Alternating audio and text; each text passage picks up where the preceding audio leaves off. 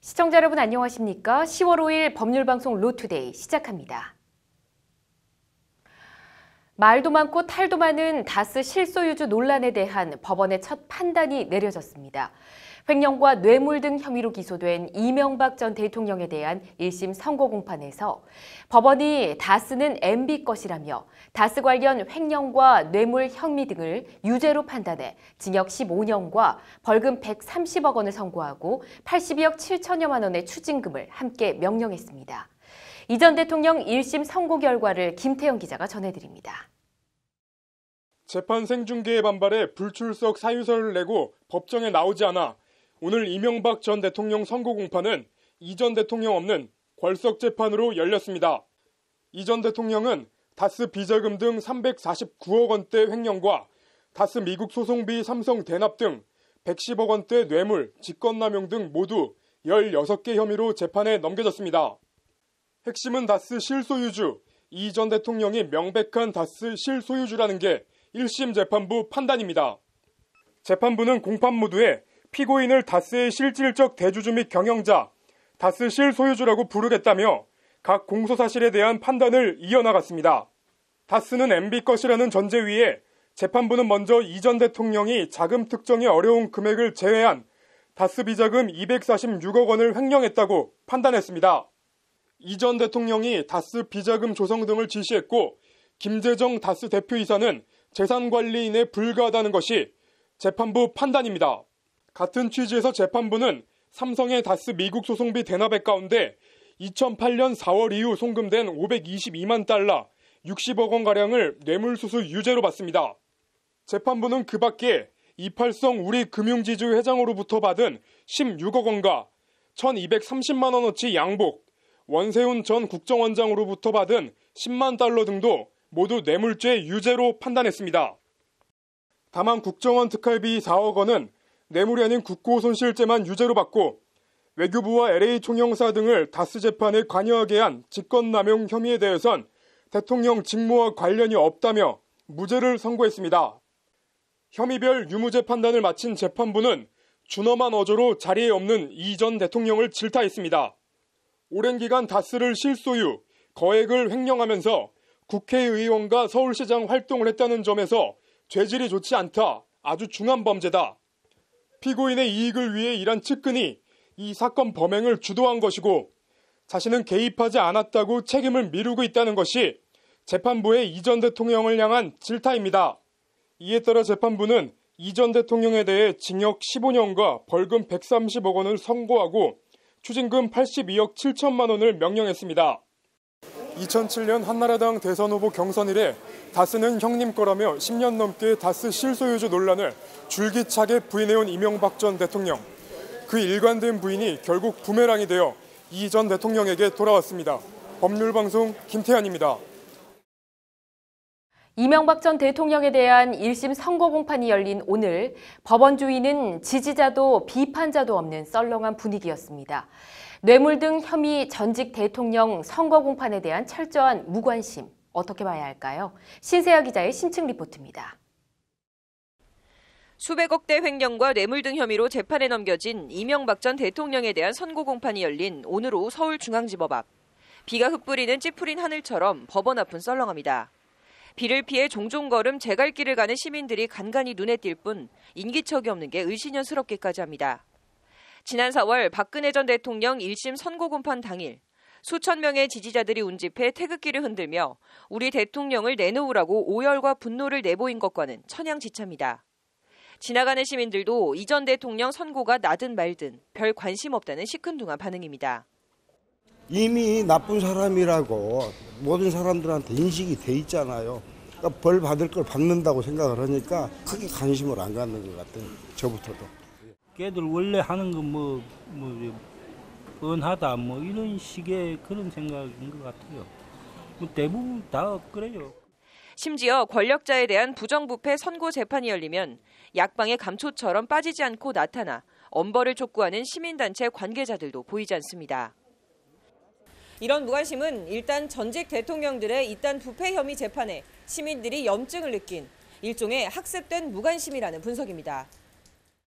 그 박근혜 대통령이 그 이제 테이프를 끌었다고 할까? 그 범죄도 보통 범죄입니까? 그 뭐 거의 종신형에 가까운 그 형사처벌을 받은 그런 범죄 그런 거를 보고 그냥 그 부패와 비리 볼 필요도 없다. 이 전 대통령의 혐의나 캐릭터, 대응도 시민들의 무관심과 냉소를 자초한 측면이 있습니다. 박근혜 전 대통령은 최순실 씨가 박 전 대통령을 등에 업고 호가호위한 측면이 강한 반면 이 전 대통령은 대부분 본인이 직접 연루된 혐의들입니다. 그럼에도 다스는 형님 거라고 끝까지 부인하거나 나는 모른다며 책임을 아래로 미루거나 자신에 대한 재판 생중계가 국격을 해친다는 본말 전도식의 행태. 이런 것들이 쌓여 보고 싶지도 않다는 반발감이 형성됐다는 겁니다. 당당하게 법정에 출석해서 마지막 그 의견도 얘기하고 그리고 법원의 판결을 좀 승복하는 그런 자세를 보여줬으면 더 좋았을 텐데. 전문가들은 이런 현상이 초래된 원인은 원인이고 이명박 전 대통령 재판을 단순히 정치가 원래 다 그렇지 뭐 하는 냉소와 혐오로만 치부해서는 안 된다고 지적합니다. 우리 사회가 한 단계 더 발전하고 성숙해질 수 있는 반면교사로 삼아야 한다는 겁니다. 국가를 운영하는 분들의 어떤 그 인식의 전환이 필요하다고 생각합니다. 이제 본인이 생각하는 게 무조건 옳다는 것이 아니라 반대쪽의 의견도 경청하면서 왕관을 쓰려는 자 그 무게를 견뎌라. 셰익스피어 희곡 헨리 4세에 나오는 말입니다. 전직 대통령으로 4번째 뇌물 혐의 유죄 판결 중형 선고. 이 전 대통령에게 내려진 중형 선고는 최고 통치자에게 얹혀진 권한과 책임의 무게를 다시 한번 생각하게 합니다. 법률방송 신세아입니다. 이명박 전 대통령 1심 선고 공판이 열린 서울중앙지법에서는 오늘 같은 시간 화이트리스트 관련 김기춘 전 비서실장과 조윤선 전 정무수석 등에 대한 선고 공판이 열렸습니다. 김기춘 전 실장과 조윤선 전 수석의 희비가 크게 엇갈렸습니다. 김 전 실장은 다시 법정 구속됐고 조 전 수석은 집으로 돌아갔습니다. 공판 현장을 장한지 기자가 전해드립니다. 법원에 나온 김기춘 전 실장은 어두운 얼굴로 취재진의 질문에 일절 답하지 않고 부축을 받으며 법정으로 들어갔습니다. 선고 결과 어떻게 예상하시나요? 한마디 해주시죠. 지난달 22일 석방된 조윤선 전 수석은 비교적 담담한 얼굴로 재판정으로 향했습니다. 김기춘 전 실장과 조윤선 전 수석에게 적용된 혐의는 전경련을 압박해 보수단체에 수십억 원을 지원하게 한 직권남용과 강요 혐의입니다. 조 전 수석은 국정원 특수활동비 4,500만 원을 상납받은 뇌물 혐의도 함께 받고 있습니다. 재판부는 이 가운데 직권남용은 무죄, 강요는 유죄로 판단했습니다. 직권남용은 공무원의 권한과 직무와 관련된 범죄여야 하는데 비서관 등을 시켜 정경련의 보수단체에 거액을 지원하도록 압박한 행위는 월권이긴 하지만 직권남용은 아니라는 취지입니다. 조 전 수석의 뇌물 혐의에 대해서도 재판부는 같은 취지로 정무수석의 업무와 국정원과의 직무 연관성이 없다며 무죄로 판단했습니다. 재판부는 다만 강요죄에 대해선 김 전 실장과 조 전 수석 모두 유죄로 판단했습니다. 청와대의 자금 지원 요구는 단순한 협조 요청을 넘어 정경련에 상당한 부담을 줬을 것이 분명하다며 강요죄 협박은 의사결정의 자유를 박탈할 정도가 아니더라도 의사 실행을 방해할 정도로 충분하다는 것이 재판부 판단입니다. 이에 따라 재판부는 김기춘 전 실장에 대해선 징역 1년 6개월의 실형을 선고하고 법정 구속했습니다. 반면 조 전 수석에 대해선 징역 1년에 집행유예 2년이 선고됐습니다. 김기춘 전 실장과 조윤선 전 수석의 형량이 갈린 건 재판부가 김 전 실장은 정경련의 보수단체 지원을 기획, 지시, 주도했다고 판단한 반면 조 전 수석은 단순 가담자로 판단했기 때문입니다. 실형을 선고받은 김 전 실장은 지난번에도 서울구치소에 수감됐다 심장병 걸렸다. 치료받은 병원에서 가까운 곳에 수감시켜달라는 취지의 말을 남기고 법정 구속됐습니다. 올 때처럼 자기 발로 집에 갈 수 있게 된 조 전 수석은 담담한 얼굴로 소회를 밝혔습니다. 아직 재판이 끝나지 않았습니다. 마지막까지 성실하게 재판에 임하도록 하겠습니다. 같은 혐의로 기소된 박준우 전 정무수석과 신동철, 정관주 전 비서관 등도 징역 1년에 집행유예 2년을 각각 선고받았습니다. 결심 공판에서 대통령을 잘못 보필한 책임으로 구치소 14개월이 부족하냐고 항변했던 조윤선 전 장관은 유죄를 선고받긴 했지만 집행유예로 풀려나며 일단 크게 한숨 돌렸습니다. 반면 기춘대군 김기춘 전 비서실장은 징역형 실형을 선고받으며 다시 법정 구속됐습니다. 법률방송 장한지입니다. 오늘 서울고법에서는 뇌물 등 혐의로 재판에 넘겨진 신동빈 롯데그룹 회장에 대한 항소심 선고공판도 열렸습니다. 1심에서 징역형 실형을 선고받았던 신동빈 회장은 뇌물과 횡령, 배임 혐의가 병합돼 선고가 내려진 오늘 항소심에서 집행유예로 풀려났습니다. 각각 따로 선고를 내린 1심에서는 실형을 선고받고 법정 구속됐는데 두 사건이 병합된 항소심에서는 정작 집행유예로 풀려난 걸 어떻게 봐야 할까요? 이현무 기자입니다. K스포츠재단에 70억 원의 뇌물을 건넨 혐의 등으로 기소된 신동빈 롯데그룹 회장이 오늘 징역 2년 6개월에 집행유예 4년을 선고받고 풀려났습니다. 지난 2월 13일 1심에서 징역형 실형을 선고받고 구속된 지 234일 만에 석방입니다. 항소심 재판부는 일단 1심 재판부와 마찬가지로 면세점 특허 청탁 대가로 최순실 씨의 K스포츠재단에 70억 원을 추가 지원한 부분을 뇌물로 인정했습니다. 면세점 재취득이라는 현안이 존재했고 대가성을 인식하며 70억 원을 지원한 것으로 판단된다고 재판부는 밝혔습니다. 재판부는 그러면서 뇌물을 공유해 국가 추진 정책이 공정할 것이라는 사회 일반과 국민 신뢰를 침해했다며 신동빈 회장을 질타했습니다. 재판부는 그러나 정작 양형에 있어선 뇌물 혐의 1심과 같은 징역 2년 6개월을 선고하면서 집행유예로 풀어줬습니다. 신동빈 회장 형량은 이재호 삼성전자 부회장이 지난 2월 2심에서 풀려나면서 받은 징역 2년 6개월의 집행유예 4년과 똑같은 형량입니다. 대통령이 먼저 요구에 수동적으로 응했다. 불응할 경우 기업활동 전반에 불이익을 받을 두려움을 느낄 정도였다. 뇌물 공여 책임을 엄히 묻기는 어렵다는 것이 재판부 양형 사유입니다. 항소심 판결 직후 롯데는 입장 자료를 내고 재판부의 현명한 판단을 존중한다며 국가 경제에 이바지하고 사회적 책임을 다하는 기업이 될 수 있도록 더욱 노력하겠다고 밝혔습니다.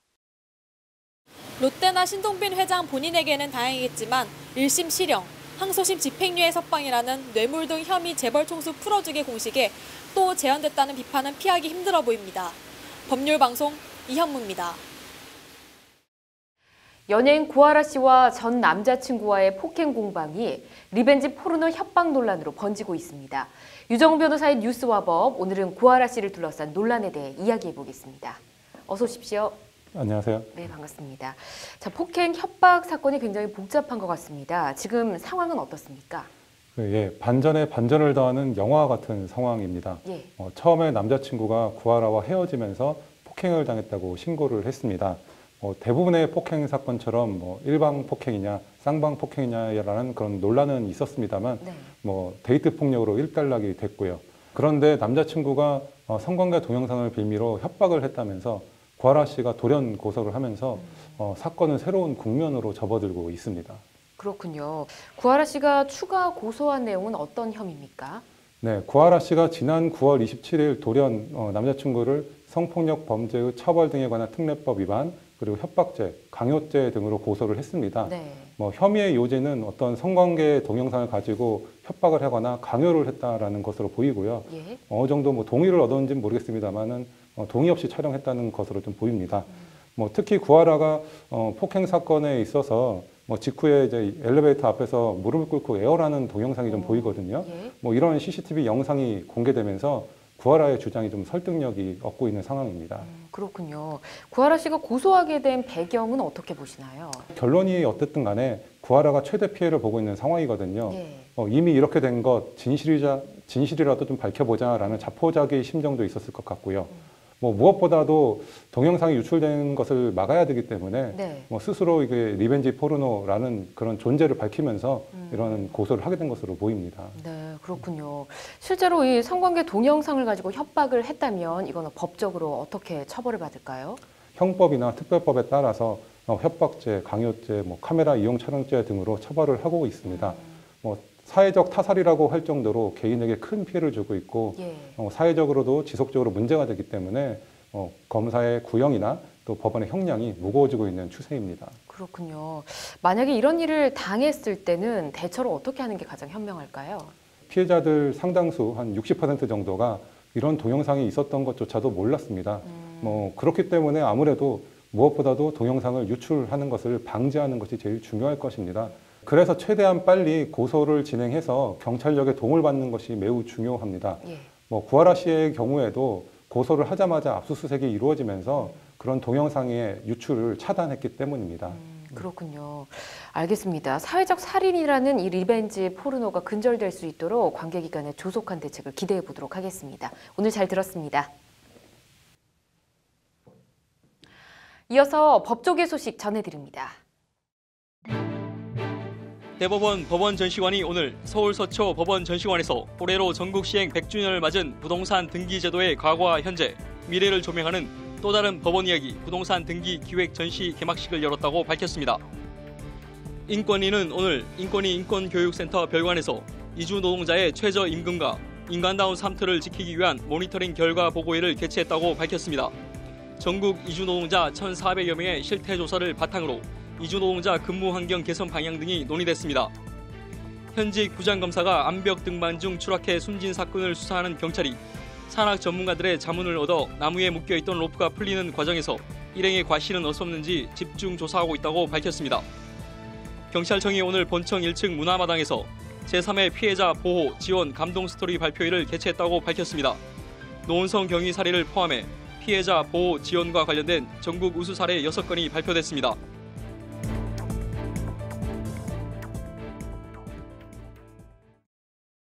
(10월 5일) 법률방송 로투데이는 여기까지입니다. 시청해주신 여러분 고맙습니다.